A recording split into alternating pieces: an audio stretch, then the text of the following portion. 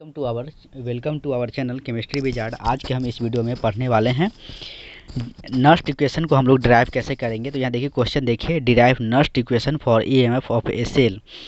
कहता है कि ईएमएफ किसी भी सेल का हम लोग ईएमएफ जो ज्ञात करते हैं वो नस्ट इक्वेशन के द्वारा करते हैं। तो वही हमको डिराइव करना है कि नस्ट इक्वेशन क्या है।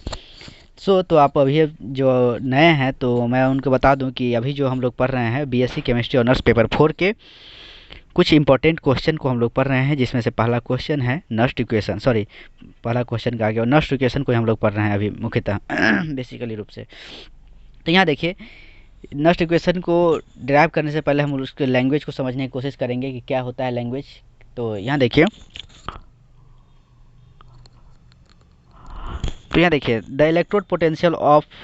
The electrode potential of an electrochemical cell depend upon the concentration of the electrolyte solution as well as on the temperature। कहता है कि किसी भी सेल का हम लोग इलेक्ट्रोड पोटेंशियल ज्ञात करते हैं तो वह डिपेंड करता है इलेक्ट्रोलाइट के सॉल्वेंट पर, सॉल्यूशन पे और टेम्परेचर पे।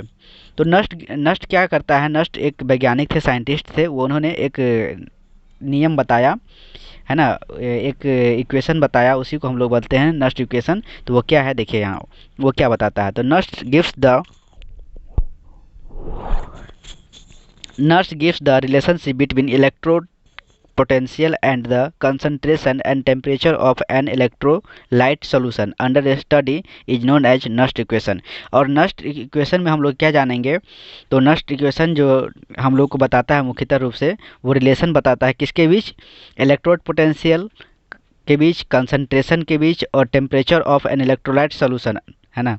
तो तीन चीज़ के बारे में यह मुख्यतः हमको बताता है। पहला हो गया इलेक्ट्रोड पोटेंशियल, दूसरा कंसंट्रेशन और तीसरा टेम्परेचर ऑफ इलेक्ट्रोलाइट सोल्यूशन। तो इसी के स्टडी को हम लोग जानते हैं नस्ट इक्वेशन में, तो इसी को हम लोग बोलते हैं नस्ट इक्वेशन, है ना।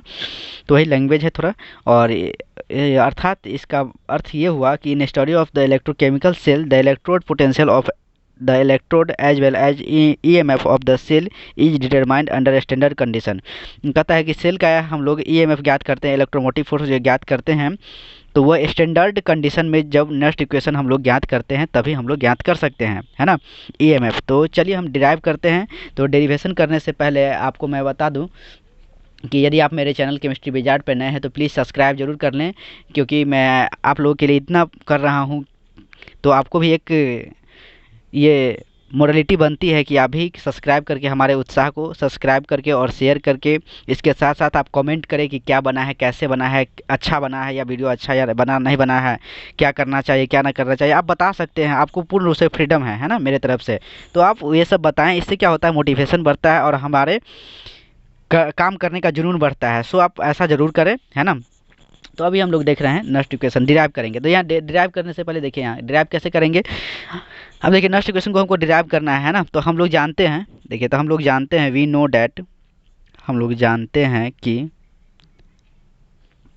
डेल जी यानी change in free energy is equal to work done by electrochemical cell. तो work done by electrochemical cell क्या होता है, minus n F E cell, है ना। क्या होता है, work done change in free energy बराबर होता है, चेंज इन फ्री एनर्जी बराबर होता है, इक्वल टू होता है work done by electrochemical cell. तो इलेक्ट्रोकेमिकल सेल द्वारा वर्क किया गया क्या होता है, एन एफ ई सेल होता है ना। तो यहाँ देखिए, तो माइनस एन एफ सेल हो गया। अब इफ़ कंडीशन इज स्टैंडर्ड, यदि कंडीशन स्टैंडर्ड हो, क्योंकि स्टैंडर्ड कंडीशन में ही हमको क्या करना है, ज्ञात करना है। तो स्टैंडर्ड कंडीशन में क्या होता है देखिए, तो यदि यहाँ लिख दीजिए, if standard condition is standard, if condition is standard, condition is standard, है ना। यदि जो है कंडीशन स्टैंडर्ड होगा तो क्या होगा, एट स्टैंडर्ड कंडीशन हम लिख देते हैं, तो डेल जी नॉट हो जाएगा, डेल जी नॉट बराबर जहाँ जहाँ आपको लगता है यहाँ चेंज होगा वहाँ हम लिख दे रहे हैं क्या कैसे होगा। सो तो माइनस एन हो जाएगा, एफ हो जाएगा, ई नॉट सेल हो जाएगा, है ना। और एट अब स्टैंडर्ड कंडीशन पर क्या होता है, तो लिख दीजिए यहाँ at standard condition, at standard condition at standard condition where, जहाँ कंसंट्रेशन बराबर 1 मोलर होता है, कंसंट्रेशन जो हो जाएगा 1 मोल हो जाएगा, 1 मोल, है ना, क्या हो जाएगा 1 मोलर हो जाएगा। कंसंट्रेशन जो हो जाएगा 1 मोलर हो जाएगा। और टेम्परेचर जो हो जाएगा, टेम्परेचर जो हो जाएगा वो क्या होगा, 298 केल्विन हो जाएगा। तो हम लोग अल्सो जानते, हम लोग ये भी जानते हैं थर्मोडाइनेमिक्स से, वी अल्सो नो डैट, लिख देंगे we also know that, we also know that according to thermodynamics, according to thermodynamics, thermodynamics, है ना, क्या जानते हैं कि डेल जी बराबर जो होता है चेंज इन फ्री एनर्जी जो होता है वो standard change in free energy plus क्या होता है 2.303 RT log Q होता है। अब ये सब क्या होता है, ये टर्म, सॉरी आप लोगों को शायद दिख नहीं रहा होगा, log Q होता है ना। हम आपको एक बार बोल देता हूँ कि देखिए यहाँ del G equal to del G naught plus 2.303 RT log Q हो गया, राइट। यहाँ तक समझने में कोई दिक्कत तो नहीं हुआ होगा। तो यहाँ देखिए डेल जी बराबर क्या क्या होगा, वेयर वेयर वेयर डेल जी बराबर क्या होगा, डेल जी बराबर हो जाएगा चेंज इन गिब्स फ्री एनर्जी हो जाएगा, चेंज इन गिब्स फ्री एनर्जी हो जाएगा, फ्री एनर्जी हो जाएगा, राइट। और डेल जी नॉट क्या हो जाएगा, डेल जी नॉट क्या हो जाएगा, चेंज इन गिव्स free energy at standard condition, लिख दीजिए at standard condition, standard condition, standard condition हो जाएगा। और आर जो है गाइस, ये जो है वो यूनिवर्सल गैस कांस्टेंट है। ये क्या है, यूनिवर्सल गैस कांस्टेंट है, गैस कांस्टेंट है। तो इसका वैल्यू क्या होता है वो भी लिख दीजिए, इसका वैल्यू होता है 8.314 जूल पर केल्विन पर मोल, है ना। तो इसका ये वैल्यू होता है ना, आर का वैल्यू ये होता है। और टी जो है वह क्या है, टेम्परेचर है, तो लिख दीजिए एब्सोल्यूट टेम्परेचर। एब्सोल्यूट टेम्परेचर में आपको बता दूं कि आप 2 बार 3 बार लिखेगा तभी ही आपको समझ में आएगा, और ये आने वाला क्वेश्चन हो सकता है। सो आप इसको 2 बार 4 बार ट्राई करें तो ज़रूर समझ में आ जाएगा, है ना। तो ये देखिए ये क्या है, टी बराबर एब्सोल्यूट टेम्परेचर है। क्योंकि देखिए कि जब सभी स्टूडेंट जब इनिशियल स्टेज में जब होते हैं तो उनको ये बात पता नहीं होता है कि कैसे हम लोग को याद करना है, कैसे पढ़ना है। सो आप चाहते हैं कि एक वीडियो बने इस पे मोटिवेशन के लिए, तो बना दिया जाएगा। आप कमेंट में लिखिए उसको, है ना, कमेंट बॉक्स में आप टाइप करके हमें सेंड कीजिए, हम देखेंगे कमेंट तो ज़रूर बनाएंगे, है ना। तो आप ये करें, कमेंट करें, कमेंट में लिखें कि क्या मोटिवेशन की ज़रूरत है, कैसे हम अच्छा स्कोर कर सकते हैं, तो हम ज़रूर करने की कोशिश करेंगे, है ना। बहरहाल अभी हम देख रहे हैं टी बराबर क्या होगा, एब्सोल्यूट टेम्परेचर हो जाएगा। और क्यू बराबर जो होगा फ्रेंड्स वो जो हो जाएगा वो रिएक्शन क्यूसेंट है। क्या है, रिएक्शन क्यूसेंट है, रिएक्शन क्यूसेंट है, रिएक्शन क्यूसेंट है, राइट। वो क्या है, शायद आप लोगों को अच्छा से दिख रहा है या नहीं दिख रहा है, मे भी दिख रहा होगा, रिएक्शन क्यूसेंट है ना। तो अब जो है क्यू बराबर होता क्या है, क्यू बराबर यानी रिएक्शन क्वोशिएंट बराबर होता क्या है, इसको शॉर्ट फॉर्म में क्यू बोलते हैं रिएक्शन क्वोशिएंट को। रिएक्शन क्वोशिएंट को होता है, क्यू बराबर होता है प्रोडक्ट कंसंट्रेशन बटे रिएक्टेंट कंसंट्रेशन। तो यहाँ लिख दीजिए ताकि आपको समझ में आ जाएगा, इसलिए हम लिख दे रहे हैं। देखिए हम आपकी एक एक बारीकियाँ को हम ध्यान दे रहे हैं, सो आप इतना मेहनत लगता है, आप शेयर करें, दोस्तों को बताएं, है ना, शेयर करें, सब्सक्राइब करें, तभी हमारा मोटिवेशन बढ़ेगा, है कि नहीं। और बहुत लोग बोलते हैं कि आपकी वीडियो क्वालिटी अच्छी नहीं रहती है, इसके लिए सॉरी। देखिए अभी बहुत सारा क्या होता है कि अभी काम में उलझे हुए होते हैं, वीडियो को अच्छा से नहीं कर पाते हैं, लेकिन अब धीरे धीरे हम उसको पूरा तरह से इम्प्रूव कर रहे हैं और आपको अच्छी क्वालिटी का वीडियो मिलेगा, है कि नहीं। तो आप इसको सब्सक्राइब जरूर कर दीजिए, लोगों तक पहुंचाइए, बहुत सारे लोगों तक पहुंचाइए। ये आपकी जिम्मेवारी है ना, क्योंकि आप किसी का हेल्प करते हैं तो आपने पढ़ा होगा कि God help those who help other, है ना, कि गॉड इश्यू की हेल्प करते हैं जो दूसरे को हेल्प बखूबी अच्छे से करता है ना। स्वार्थ भावना से मत करें, हम बार बार बोल रहे हैं कि आप स्वार्थ की भावना को दूर कर दें और पूरे मन से करें, देखिएगा आपको पॉजिटिव रिजल्ट अपने आप मिलना स्टार्ट हो जाएगा, है कि नहीं। तो यहाँ देखिए Q बराबर product concentration but reactant concentration हो जाएगा। और इसके बाद क्या होगा कि इसके बाद क्या होगा पुट, अब इस जितना भी वैल्यू जो है, जितना जैसे जैसे आर का वैल्यू है 8.314 जूल पर केल्विन मोल, है ना। टी होता है एब्सोल्यूट टेम्परेचर, एब्सोल्यूट टेम्परेचर जो होता है वो कितना होता है 298 केल्विन होता है ना। तो इस सब का वैल्यू हम रखेंगे, किस में रखेंगे हम लोग, इसका बता लिखें यहाँ। तो put the value of del G plus del G naught in above equation. ऊपर वाले जो इक्वेशन जो है था उस पर में हम रखेंगे कौन सा इक्वेशन में, डेल जी बराबर नहीं, थर्मोडायनेमिक्स के अनुसार हम लोग जाने थे, है ना। Del G equal to del G naught plus 2.003 R T log Q. तो उसमें हम लोग इस जी और डेल जी का मान रखेंगे, है ना। तो यहाँ देखिए तो डेल जी बराबर डेल जी का मान हमने जाना था सबसे पहले भी नो डेट में कि डेल जी बराबर क्या होता है। तो यहाँ लिख देते हैं, आपको पता नहीं होगा तो हम लिख देते हैं। उसके बाद हम उसका वैल्यू रखेंगे del G naught plus 2.303 R T log Q, है ना। अब हम देखिए डेल जी के बदले हम क्या लिख सकते हैं, डेल जी के बराबर हम क्या लिख सकते हैं, माइनस एन एफ से लिख सकते हैं। फर्स्ट में हम लिखे थे तो आप देख लीजिएगा कॉपी पे ऊपर। तो यहाँ देखिए तो माइनस एन एफ ई से लिख सकते हैं, बिल्कुल लिख सकते हैं। और डेल जी नॉट के बदले हम लोग क्या लिख सकते हैं, minus n F E naught से लिख सकते हैं, ये भी लिख सकते हैं, बिल्कुल लिख सकते हैं। और हाँ, अब क्या कर सकते हैं हम लोग कि यहाँ देखिए और प्लस 2.303 ऐसे रखने देंगे तो plus 2.303 R T log Q लिख सकते हैं, बिल्कुल लिख सकते हैं। यहाँ तक किसी को समझ में दिक्कत नहीं आया होगा, आई होप यहाँ भी किसी को दिक्कत नहीं आया होगा।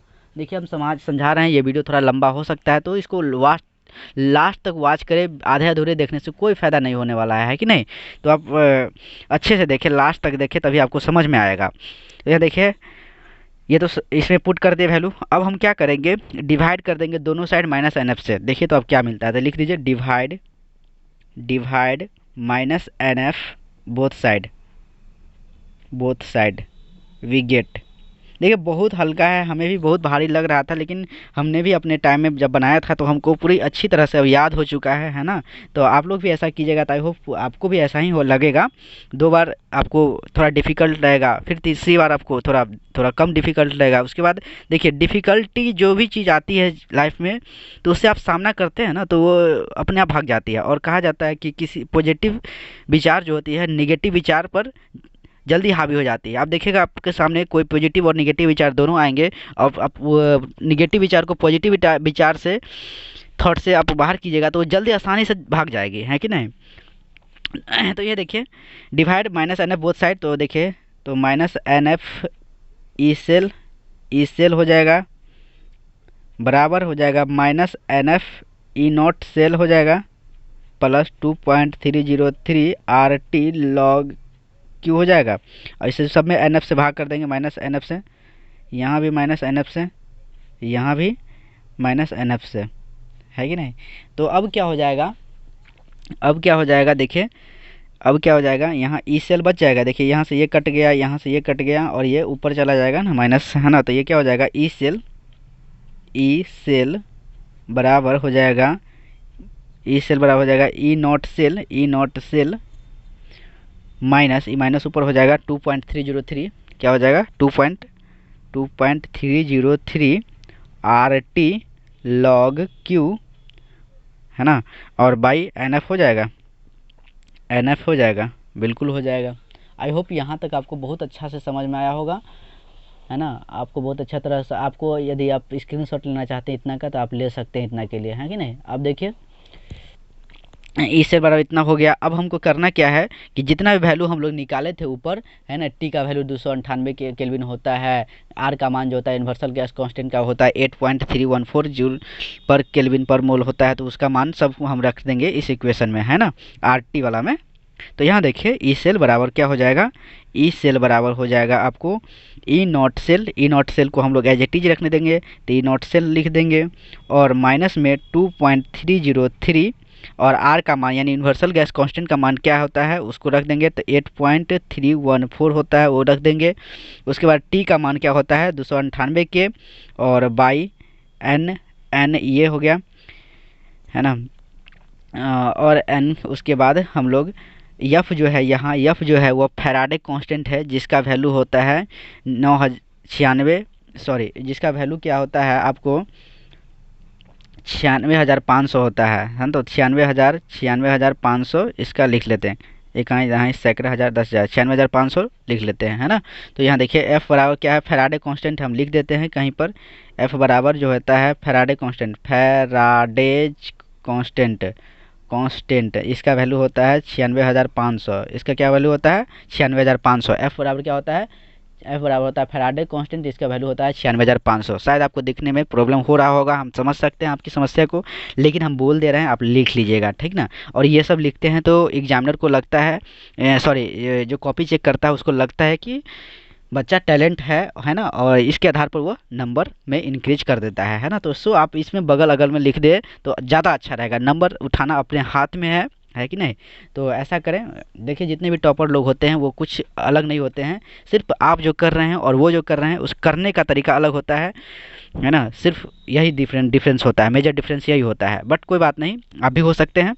आप लिखिए ऐसे, हम जैसे जैसे बोल रहे हैं वैसे वैसे लिखिए। और हाँ, हम आपको बोले हैं अभी थोड़ी देर पहले कि क्या जैसे कि बहुत लोग डिमोटिवेट हो जाते हैं कैसे एग्ज़ाम में स्कोर करना है, कैसे क्या करना है ना। तो मैं आपके लिए एक वीडियो बनाने वाला हूँ, वो वीडियो हम बनाऊँ या ना बनाऊँ वो आप बताएं हमें कमेंट में कि मोटिवेशन वीडियो बने या ना बने, है ना। आई होप हमारे मोटिवेशन वीडियो बनाने से बहुत सारे लोगों का प्रॉब्लम सॉल्व हो सकता है। बट अभी हम देख रहे हैं इसका वैल्यू रख देंगे। तो ये देखिए ई सेल बराबर हो जाएगा, शायद आपको दिख रहा होगा, हाँ दिख रहा है, हाँ तो ये दिख रही है, ये देखिए, हाँ तो ई सेल हो जाएगा, हाँ तो यहाँ देखिए ई सेल बराबर क्या हो जाएगा, ई सेल बराबर जो हो जाएगा वो क्या हो जाएगा E naught cell, E naught cell हो जाएगा माइनस इस सब को गुना कर देंगे और सबको कैलकुलेशन कर देंगे, जीरो तो हो हमको फाइनली प्राप्त होगा 0.0591 बाई एन हो जाएगा, लॉग क्यू हो जाएगा। देखिए ये वैल्यू आपको याद होना चाहिए, आप डायरेक्ट कितना कैलकुलेशन कीजिएगा क्योंकि टाइम तो बहुत होता है बट इतना कैलकुलेशन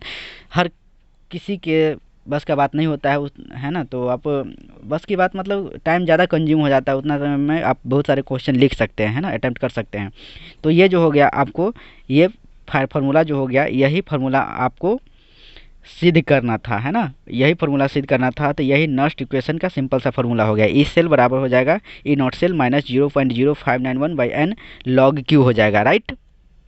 तो देखिए आगे क्या होता है, जहाँ यन बराबर जो है यन, ये यन जो है, ये यन जो है इसके नीचे वो यन क्या होता है हम उसको जानेंगे। तो यन बराबर क्या होता है, number of electron, number of electron, number of electron involve in the reaction. इस रिएक्शन में कितने इलेक्ट्रॉन इन्वॉल्व हैं उसका हम लोग नंबर लिखेंगे, number of electron involve in reaction, है ना। तो ये हुआ। और ई सेल बराबर फाइनली हमको क्या प्राप्त हो, अगर आपको दो सेल जैसे जेडन और सी यू वाला सेल लेना रहेगा तो आप क्या ले सकते हैं, यहाँ 2 ले सकते हैं। जैसे हमको जेडन और सी यू वाला लेना है सेल, तो इस सेल का हमको ई एम एफ ज्ञात करना है। तो हम कैसे ज्ञात करेंगे, ई सेल बराबर हो जाएगा ई एम एफ सेल बराबर हो जाएगा क्या, ई नॉट सेल है ना माइनस 0.0591 बाई एन बराबर यहाँ 2 है क्योंकि जेडन और सी यू है ना। तो यहाँ 2 से एक सेल में 2 हैं तो नंबर ऑफ इलेक्ट्रॉन 2 हैं और लॉग क्यू हो जाएगा, राइट। तो आई होप ये वीडियो समझ में आया होगा। Thanks for watching chemistry wizard, always with you.